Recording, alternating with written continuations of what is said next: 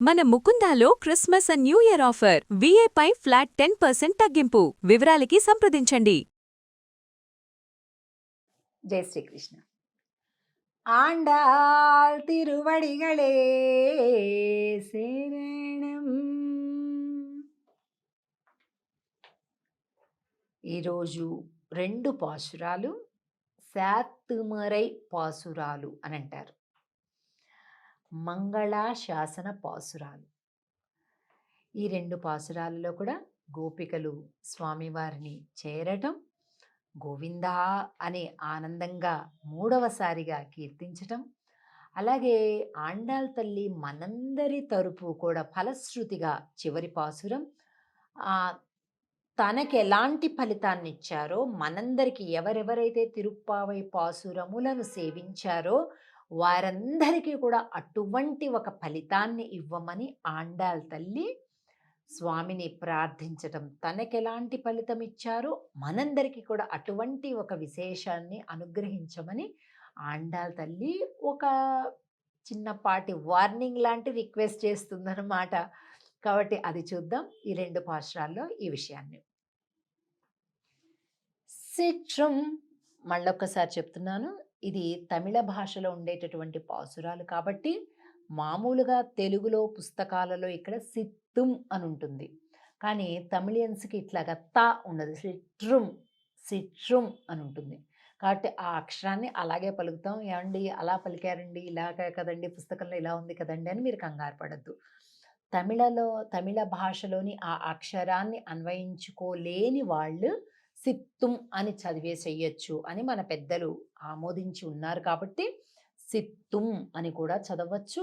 లేదు పలకటం అలా అభ్యాసం అయిపోయి అలవాట్లో ఉంది అంటే తమిళులు ఎలా పలుకుతారో సిట్రుం అలా కూడా పలకచ్చు.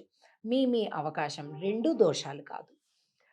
సిట్రుం సిరుగాలే வந்துன்னை சேவித்து உன் பொத்தாமரை அடியே போத்தும் பொருள் கேளாய்.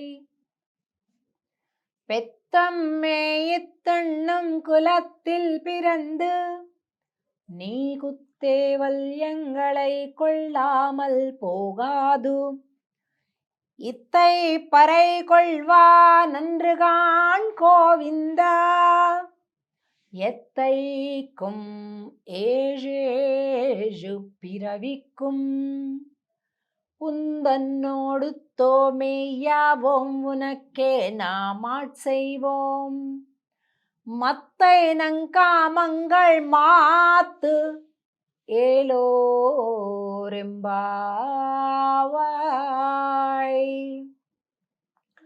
సిట్రం సిరుగాలే, చాలా తెల్లవారుజామునే సిట్రం సిరుగాలే వందు ఉన్నై సేవిత్తు, లేచి వచ్చి.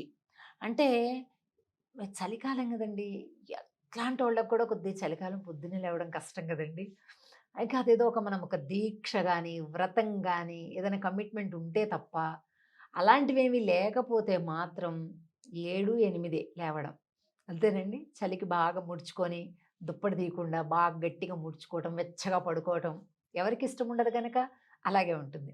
అందుకే అలా ఉండద్దు, ఉత్తిష్టత జాగ్రత్త అని అంటూ శివరాత్రికి దీక్షలని, ధనుర్మాస దీక్షలని, అలాగే ఇంకా అయ్యప్ప స్వామి దీక్షలని, ఇలాగ రకరకాలైనటువంటి వ్రతములు దీక్షలు అనేటటువంటి ఒక ఆచరణ ద్వారా మనం పొద్దున్నే లేవడం, పరుగులు పెట్టి ఉత్సాహంగా స్నానం చేయటం, పాసురాలు పాడటం, ఆలయాలకు వెళ్ళటం, వేడి పొంగళ్ళు తినడం, ఇవన్నీ కూడా చేస్తుంటాం అన్నమాట. కనుక ఈ గోపికలందరూ కూడా ఈ సమయంలో ఇలాంటిది ఆచరించారు కదండి.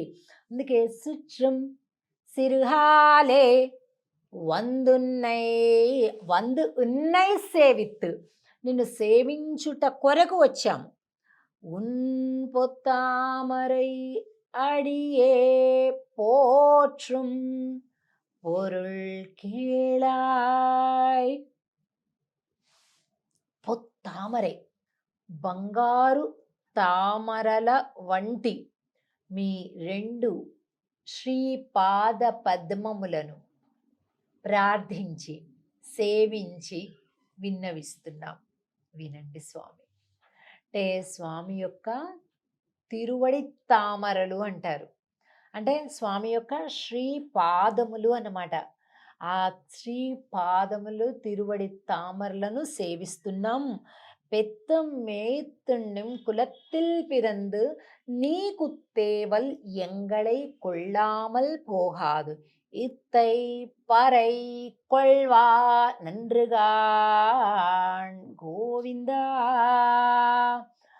ఇది ఆ గోవిందా పరై అనేటటువంటి వాయిద్యాన్ని నీ దగ్గర తీసుకువెళ్ళటం కొరకు వచ్చాను స్వామి అని. మీరు ఒక విషయం గమనించి ఉంటారు. తిరుప్పావైలోని మొట్టమొదటి పాసురం మార్గళ తింగళ మదనిరెందనాళాల్ நீராடப்போது வீர் போதுமினோ நேருஜர் சீர்மல்கு மாய்ப்பாடு செல்வச்சிறுமீர்கள் கூர்வேல் கொழுந்தொள்ளன் நந்தகோபன் குமரன் ஏறாரந்த கண்ணி யசோதை இளம் சிங்கம் కార్మేని செங்கன் కదిర్ మదియంబోల్ ముగత్తాన్ నారాయణనే నమక్కే ఏంటండి పరై తరువాన్. అక్కడ పర అనే వాయిద్యాన్ని కావాలి అని మేము వచ్చాము అని అన్నారు మొదటి పాసురంలో. ఇప్పుడు ఇది చివరి పాసురం, ఇంచుమించుగా చివరి పాసురం. ఇంకా ఫలశ్రుతి కాకుండా ఫలశ్రుతి ఒకటే ఉంది పాసురం. ఇక్కడేమంటున్నారు చూడండి. ఎత్తై పరై కొల్వానండ్రుగాన్ గోవింద, నువ్వు అనుగ్రహించినటువంటి పర అనేటటువంటి వాయిద్యాన్ని అడగటానికి వచ్చాము అంటున్నారు. మరి వ్రతం అయిపోతుంటే వీళ్ళు నిజంగా పర అనే వాయిద్యం కోసమే వచ్చి ఉంటే ఈ పాటికి ఇచ్చేసి ఉండాలి కదా కదండి. కానీ కాదు, ఏదో ఒక వ్రత సాధనము అని ఒక వంక పెట్టొచ్చారు వీళ్ళు. నిజం కాదది. వ్రత సాధనము అయినటువంటి పర అనే ఒక నెపంతో వచ్చారు స్వామి దగ్గరికి. ఎత్తైకుం ఏజేజు పిరవిక్కుం ఉందన్నోడు ఉత్తమే యావోం ఉనక్కే నా మాట చేయవోం. స్వామి, నువ్వు కాదన్నా మేము నీ సొత్తు కాకుండా పోతావా? మేము కాదన్నా నువ్వు మా స్వామివి కాకుండా పోతావా? కదండి. ఇప్పుడు చూడండి, ఏ బంధమైనప్పటికీ కూడా తెగిపోయింది అంటారు. తెగిపోవడం అంటే ఎలా తెగిపోతుందండి? ఉదాహరణకి సాధారణంగా మనం వినే మాట, భార్యాభర్తలు బంధం తెగిపోయింది అంటారు. విడాకులు ఇచ్చేస్తే తెగిపోయినట్లు అంటారు సంబంధం. ఎలా తెగిపోతుందండి? అదో కాగితం ముక్క. కానీ వివాహం అవ్వటం, ఆ అగ్ని సాక్షిగా వివాహం అవ్వటం, ఆ ఇద్దరు కూడా ఒకటవ్వటం, ఆ ఇద్దరు కలిపి చేసినటువంటి జీవన సంసారం, వాళ్ళకు గుర్తుగా పిల్లలు, ఏవి కాదనగలం? ఈ పేపర్ తోటి అవన్నీ మారిపోతాయండి? ఊరికే ఇదొక సిస్టమ్ అంతే. ఈ కాగితంతో రేపటి నుంచి ఆ హక్కులు ఉండవు ఒకళ్ళ మీద ఒక్కొక్కళ్ళనే తప్ప గడిచింది ఎట్లా పోతుంది? పోదు కదా. అలాగా ఈ ఒక భార్యాభర్తల బంధం మధ్యలో, ఎందుకంటే కొంత వయసు వచ్చాక కలిసినటువంటి బంధం. అలా కాకుండా ఇప్పుడు తల్లిదండ్రులు, ఆస్తులు, గొడవలు, ఈ విషయంలో కూడా చిచ్చి అసలు నువ్వు మా అమ్మవే కాదు, నువ్వు మా నాన్నవే కాదు అంటారు. ఎలా కాకుండా పోతారండి? వీళ్ళు అన్నంతలో కాకుండా పోతారా? వాళ్ళు నవమాసాలు మోసి కని పెంచి చేసింది మొత్తం అంతా అల్లడి అయిపోయింది కదా. దాన్ని నువ్వు ఇప్పుడు కాదంటే, ఇప్పుడు నువ్వు మళ్ళీ కాదు అనాలంటే మళ్ళీ నువ్వు పొట్ట లోపలికి వెళ్ళిపోయి మళ్ళీ 9 నెలలు వెనక్కి వెళ్ళిపోయి మళ్ళీ మొత్తం కాదని లోపలికి వెళ్ళిపోయి కలిసిపోయి మళ్ళీ ఆవిడ మీ తల్లి కన్యగా ఉన్నప్పుడు ఎట్లా ఉందో అట్లా అయిపోతే కానీ నువ్వు కాదన్నది అవుతుంది. అలా ఎక్కడైనా జరుగుతుందండి? ఎక్కడ జరగదు. అంటే ఈ ఊరికే మనిషి ఒక అజ్ఞానంతోటో క్రోధంతోటో బంధాలను తెంపుకుంటానికి ఏదో అంటాడే తప్ప బంధాలు తెగవండి. అయిపోయింది ఏదో అయిపోయింది. అయితే ఈ లోకంలో ఉండేటటువంటి ఈ సంబంధం, ఈ కొంత జీవితం ఇదే తెంచుకోలేమే. మరి నువ్వు కుక్కగా పుట్టినా, నల్లిగా పుట్టినా, పిల్లిగా పుట్టినా, పందిగా పుట్టినా, దేవుడిగా పుట్టినా, దేవతగా పుట్టినా, మనిషిగా పుట్టినా, నువ్వు ఎలా పుట్టినా నీ లోపల ఉండి తానే నియమిస్తూ నడిపిస్తూ కర్మాలను రాస్తున్నాడే పరమాత్మ. కర్మలకు తగిన ఫలితాలను ఇస్తున్నాడే, అంతర్యామిగా ఉండి నిన్ను నిలబెడుతున్నాడే. మరి ఆయన నేను వేరు, ఆయన లేకుండా నేనుంటా, మేము విడిపోయాం, భగవంతుడికి నాకు ఎటువంటి సంబంధం లేదు అని అంటే అవుతుందా అండి? అవ్వదు. అందుకే చెప్తుంది, ఏజేజు పిరవిక్కుం, నీకు మాకు ఉండే సంబంధం ఎన్నెన్ని జన్మలున్నా కూడా తెగిపోవట్లేదు. మత్తైన ఇంకేమన్నా ఉంటే కోరికలు కోరుకోండమ్మా అంటున్నాడు ఆయన. ఏమంటున్నారో తెలుసా? మత్తైనం కామంగళ్ మాతు, మాకింక ఎటువంటి కోరికలు లేవయ్యా. మాకే ఉన్నాయి కోరికలు, అన్నీ ఉన్నాయి. ఏమన్నా లేకపోతే కదా కోరిక కావాలనిపించేది. మాకేమీ లేవు కోరికలు. నిన్ను దర్శించడం, నిన్ను పూజించడం, నిన్ను సేవించడం, నీతో మాట్లాడటం, ఇంతే. ఇదే కోరిక, అదైపోయింది, ఇంకేం అక్కర్లేదు అంటున్నారు. ఇది గోపికల యొక్క భక్తి.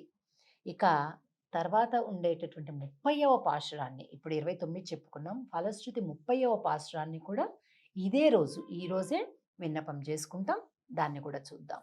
జై శ్రీకృష్ణ. ஆண்டாள் திருவடிகளே சரணம்.